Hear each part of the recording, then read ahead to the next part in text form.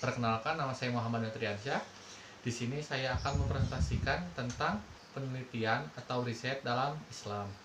Selamat menyaksikan.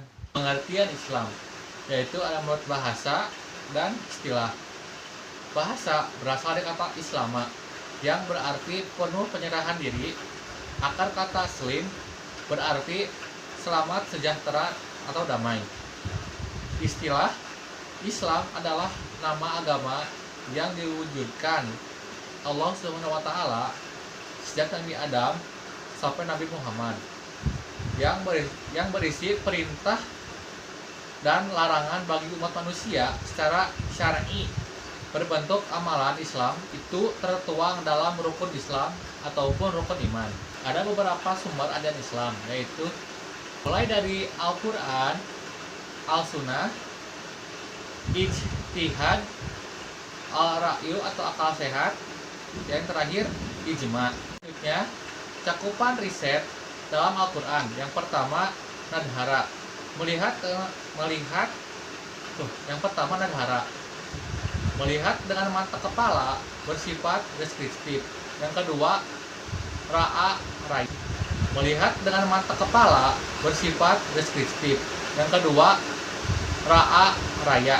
Melihat dengan mata akal bersifat analisis, melibatkan minimal 2 variabel. Yang ketiga, basyara. Melihat dengan mata hati bersifat pengetahuan terdalam, berpikir filsafati. Sejarah perkembangan atau riset dalam Islam. Dalam hal ini, kedua pendekatan tersebut memiliki paradigma serta kerangka metodologis yang membedakan antara disiplin ilmu umum dan ilmu keislaman. Namun sifat serta kegunaan sesuatu pendekatan itu pada dasarnya sebagai pola analisis. Maka perbedaan itu justru bisa dikombinasikan dalam melihat suatu objek studi. Inilah sebetulnya dalam dimaksud dengan paradigma atau keterangan metodologi.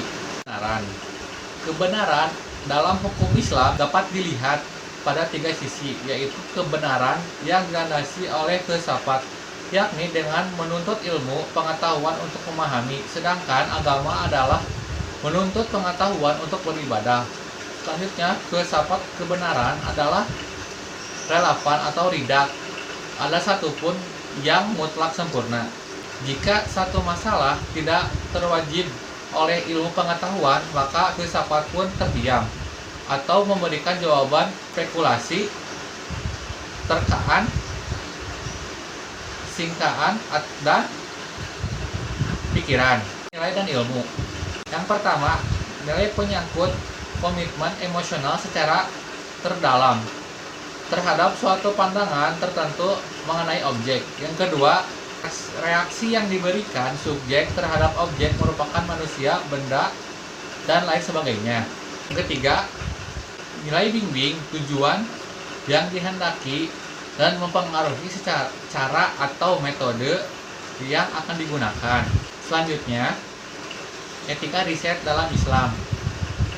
Bermanfaat bagi keselamatan hidup manusia. Yang kedua, jujur, tidak dusta. Dalam pengumpulan, bahkan pustaka pengumpulan data, pelaksanaan, metode, dan prosedur penelitian. Jujur pada kekurangan atau kegagalan metode yang dilakukan. Jujur dapat tidak mengklaim pekerjaan yang bukan pekerjaan kita sebagai pekerjaan kita. Selanjutnya, menjaga kestabilan hidup ataupun tidak membuat kerusakan. Tidak mengurangi yang lain dengan mengatur aspek segi material. Peneliti yang kita lakukan mengurangi subjek penelitian secara mental.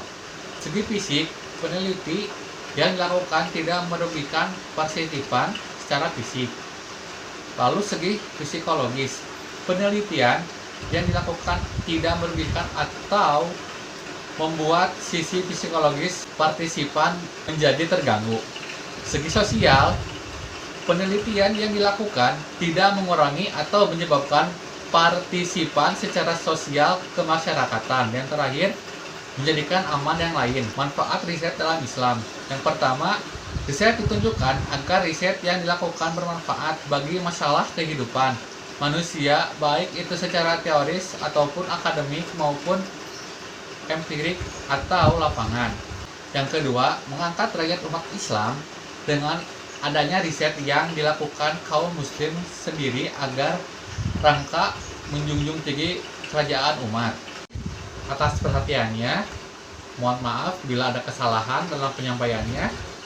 Saya pamit. Assalamualaikum warahmatullahi wabarakatuh.